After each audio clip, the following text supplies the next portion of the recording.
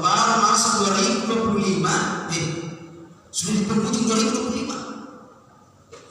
Memang kalau kita hitung secara matematika sama nih, ya 24 jam dikali itu 1 tahun.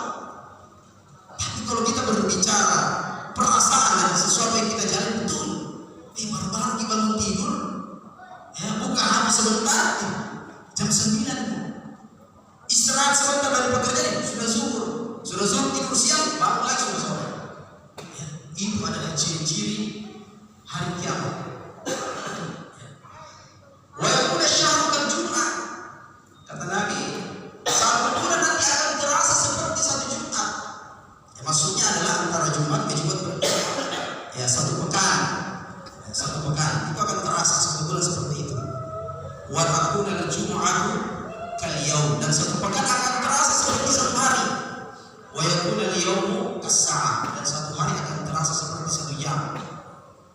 Ya, hadis ini Pak bukan cerita asal-asalan.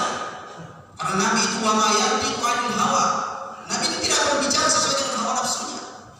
Nabi sudah menyatakan bahwa di akhir zaman nanti akan terjadi seperti itu. Bahwa waktu-waktu yang kita lalui akan terasa berlalu begitu cepat. Oleh karena ya, pelajaran yang bisa kita ambil dari hadis ini sangat banyak. Ambillah Pak. Di antaranya bahwasanya kita ini umat akhir zaman di depan umat. Tidak seperti umat terdahulu. Tidak seperti umatnya Nabi Nuh, Nabi Musa, bahkan nabi-nabi sebelumnya yang usianya angka ada yang 300 tahun, ada yang 400 tahun, ada yang lebih daripada 1000 tahun.